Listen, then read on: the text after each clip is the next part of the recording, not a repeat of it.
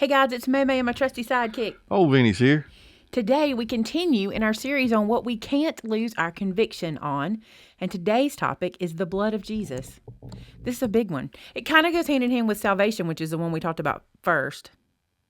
I think it was first. Yeah. But the blood of Jesus, I think, well, okay, let's start with this. I'm going to start by quizzing you. Oh, you could have warned me about that. What did and does the blood of Jesus do for us? Well, we certainly don't want to lose our conviction about the blood, because without the blood, we are hopeless. Without the blood, there's no forgiveness of our sin. Without the blood, there's no remission for our sin. There's nothing,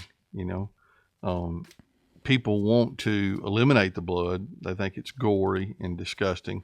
It was gory, and it was disgusting. It was all of those things, but we couldn't make it without it. We wouldn't be able to, you could even go as far, if you wanted to push it out just a little bit, and say that we're nothing without blood, because if the blood's not pumping in our veins, then we're not alive. So, the blood's pretty essential. Hebrews chapter 9 and verse 22 is the scripture that we use for that to remind us. And it says, "Indeed, under the law, almost everything is purified with blood. And without the shedding of blood, there is no forgiveness of sin." So Jesus had to shed his blood. It's the only way for us to get to heaven is through him. But why did it have to be Jesus? Well, because he was the perfect, spotless lamb. He didn't have the sin nature that we had. He didn't have his Father was God. I mean, his Father was the Holy Spirit. It was not a man that was flawed. His Father was perfect. Therefore, he was perfect because of that.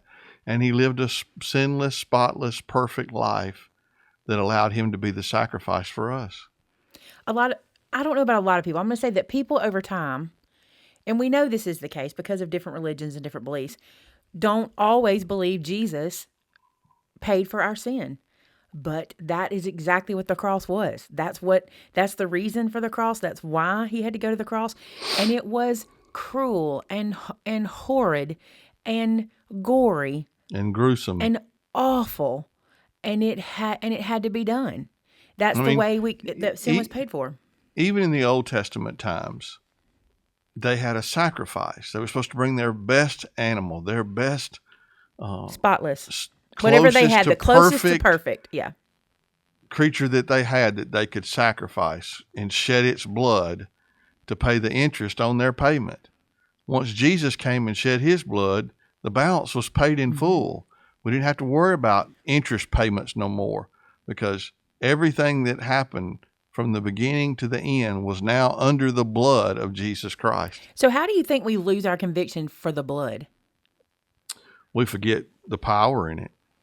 I mean, I think we, I don't know, I don't want to use the word belittle, but it's almost like we belittle what the blood represents. We take for granted. That might be a better word. I think we do, because I think we take for granted. I think we see Jesus in his teaching mode more than in his payment of our debt mode a lot of times. I know I can get that way. I can see him in his parables, and I can see him in his compassion, and I can see him in all those ways, and not focus as much on what he actually had to do for me. Well, when you think about God or Jesus, it's the easiest way for us to think about him as love, because the scripture says he is love. But we forget that he's also wrath. I mean, you can go back and look at the story of the ark. You can go look at the story of Sodom and Gomorrah. You can go look at countless stories in the Old Testament where the side of him that is wrath took part in destroying people or judging people for what they had done. When he flooded the earth, the only righteous person on the whole earth was Noah and his family, and he flooded the whole thing. In Sodom and Gomorrah, when they were caught up in all the mess they were caught up in, he destroyed the city. So there's a side of him that's wrath, and there's also the side of him that's a sacrificial lamb. Mm-hmm. And we tend to, because it's the ooey gooey part, just think of him as the God of love. How could a God of love do any of this? Yeah, I hear that a lot. Okay, so we know what the blood is. We discussed that. Mm-hmm. We know how we sometimes take it for granted. We discussed that. Yep. We know how we lose our conviction, because we just discussed that. How do we not lose our conviction? Well, we just have to remember. Do you like the quiz setup? I'm liking the Not quiz too setup. much. I like it. I like the quiz setup. Because you're putting me on the spot. Quiz Vinny Day. You know, when I think about it, it's our lifeline. It's the lifeline to every person on the face of the earth. And if we forget about the power in the blood, if we forget about the sacrifice of the blood, you know, then how can you even tell anybody about Jesus? I mean, the fact that he sacrificed himself for us because of his love is what makes him so unique. You know how much I hate to think about the cross. I know you do. So I can find myself not forgetting the blood, not forgetting what he did, but I find myself thinking more on the love he felt for me, the compassion he had for me, than what he went through. Because when you think about what he went through, when you really focus on it, you know, it's so heavy. It hurts. It's so emotional. It hurts. It hurts. But that we have to be convicted of that. We have to be fully sold out to the fact that Jesus lost his life in a horrendous death so that we could have an eternal life with him, to pay for our sin. And I know there's a lot of people that don't believe that. And it's so paramount to your Christian faith. It's the pinnacle, the blood. Well, Jesus said to his disciples, I am the way, the truth, and the life, and no man comes to the Father without me. You know, without what he did for us on the cross, without the shedding of his blood, we have no access to the Heavenly Father. So it's because of what Jesus did for us, because of his blood that he shed for us. That's all of our hope. And it is. And it's the hope that every person that we know needs to hear. My hope is built on nothing less than Jesus' blood and righteousness. That's right. I dare not trust the sweetest frame, but wholly lean on Jesus' name. Now, that's it. Our hope, you know, there's power in the blood. To this day, there's power in his blood. It may seem simple. It may not seem simple. It may seem really heavy to you today. But the truth of the matter is we cannot lose our conviction about the power in the blood of Jesus. And we can't lose our conviction about the fact that it had to be Jesus. He is the way, the truth, and the life. There are no other ways to God except only through Jesus. And we have to remember a lot that. of people don't teach that.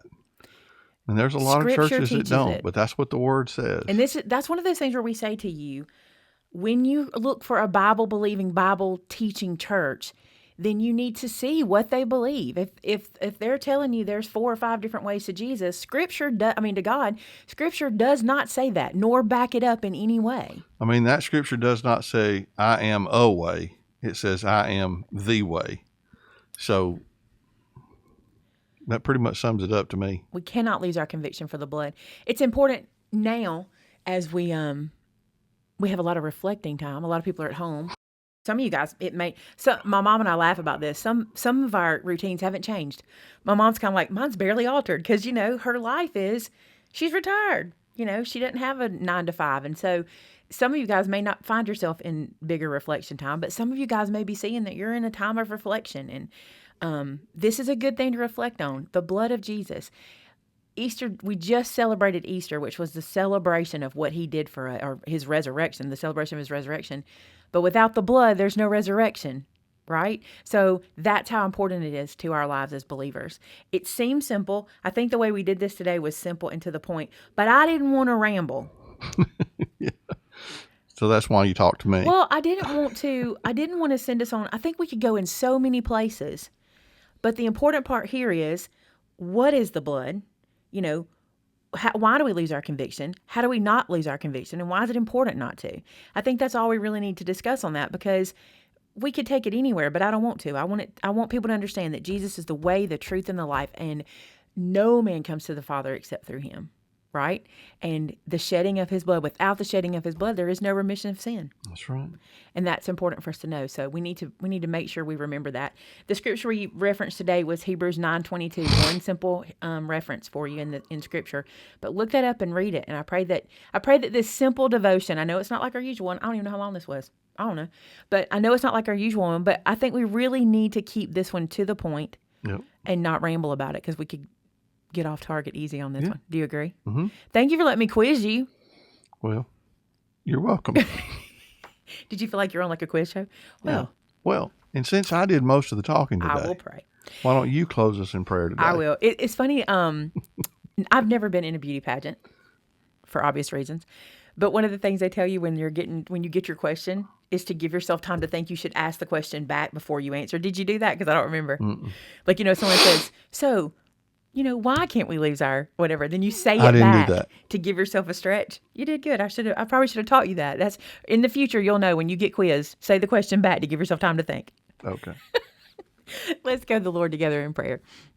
God, thank you so much for this day. Thank you for the opportunity to come together and talk about the sacrifice that you made for us through Jesus. Help us to remember what it cost for him to go to the cross.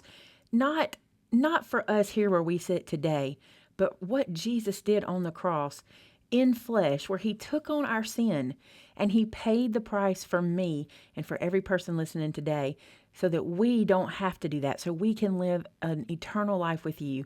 And God, it's so hard for some people to comprehend that, but I'm so grateful that is what you did for us, and how you could love somebody like me that much to do something like that. It's just, it's unfathomable, and that's what gives me even more faith in you, God, that you could do something so impossible for man, but you did it, and you make things possible.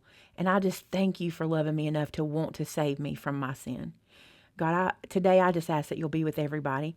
I ask that you'll give everybody a peace right now, that everybody that's listening or watching, you'll just put peace in their heart and help them to remember that you are our reward. We get to be with you when this life is over.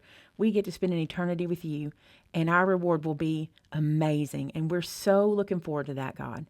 I just pray today that there's someone out there that's dealing with mental health or some struggles, that you'll just touch them, Lord. Give them a bright spot right now in their day, something happy and something wonderful to think about. Help them to remember that you want them to think on good things. They don't need to think on all the bad things. You've got all that in control. You want them to think on good things. Remind anyone today who's dealing with mental illness that you'll help them with that. God, anyone who's sick or dealing with financial burdens or marital burdens or job burdens, whatever it may be, remind them that you have got this. Let them know, like my mama tells me 1,000 times, God, remind them that you're not in heaven wringing your hands wondering how you're going to fix this for them. You've got it. You just need the faith. Help people that are listening today to have faith in you. Give them strength to do that. God, thank you so much for everything you do for us, all your blessings, how you protect us, how you provide for us. We cannot thank you enough for that, God. I pray all of this in Jesus' name. Amen. Amen. Thank you, dear. I hope you'll have a blessed Sunday. I hope you have a relaxed, calm Sunday. Today is Vince's birthday. Well, technically tomorrow, but today. Tomorrow, but we're filming on Saturday. Today. It's Sunday. But Sunday is Vince's birthday. And I pray that he has a great day. And I hope that you guys have a great day. And we'll see you back here again next Sunday. Yeah. Bye now. See you guys.